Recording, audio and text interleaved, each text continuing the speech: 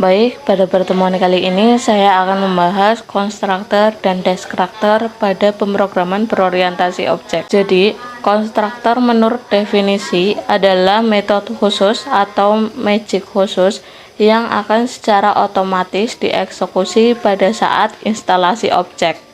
Intinya gini, konstruktor kan adalah magic khusus atau metode khusus yang akan secara otomatis dieksekusi pada saat instalasi objek. Ketika kita membuat kelas, pada kelas tersebut kan pasti akan diinstalasi dalam bentuk objek. Pada saat instalasi objek, akan ada metode yang secara otomatis akan terpanggil. Apa itu metodenya? Yaitu metode konstruktor ini. Jadi konstruktor ini akan secara otomatis dipanggil atau dijalankan pada saat kita menginstalasi sebuah objek dari kelas tersebut. Secara otomatis itu konstruktor digunakan untuk instalasi atau mempersiapkan data untuk objek dengan menambahkan parameter di konstruktor metodenya. Dan biasanya konstruktor method dipakai untuk statement komunikasi ke database supaya bisa diakses secara otomatis ketika dieksekusi pertama kali. Dalam implementasi ke bahasa pemrograman, biasanya cara membuat konstruktor method adalah menuliskan nama konstruktor method seperti nama kelas. Sedangkan destruktor sendiri yaitu metode khusus yang dieksekusi secara otomatis saat sebuah objek dihapus dari memori. Dari definisi ini kita bisa menyimpulkan bahwa destruktor ini kebalikan dari konstruktor. Destruktor ini secara otomatis dijalankan kalau objek kita sudah tidak digunakan kembali.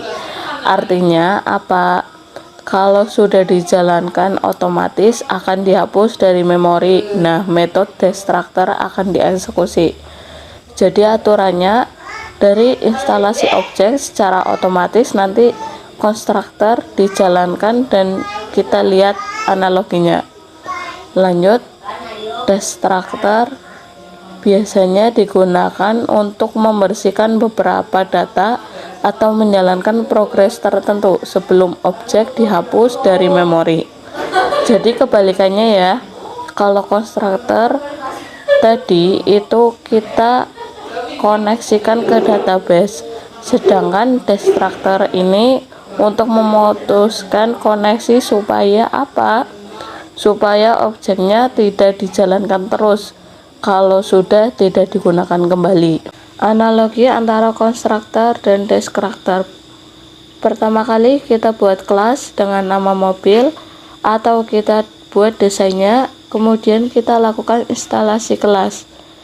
Konstruktornya nantinya akan langsung berjalan, sedangkan destruktornya akan menampilkan pesan terima kasih. Contohnya kita punya kelas mobil, kemudian akan dilakukan instalasi objek namanya yaitu mobil bagas. Sekaligus kita memberikan argumen seperti merah itu sebagai argumennya dan sport termasuk tipe. Kemudian konstruktor kita akan menambahkan parameter. Jadi konstruktor akan menjalankan isi properti warna seperti merah dan tipe sport. Ketika mobil ini akan dihapus, maka dia akan menjalankan destruktor, baru objek akan menghapus dari memori.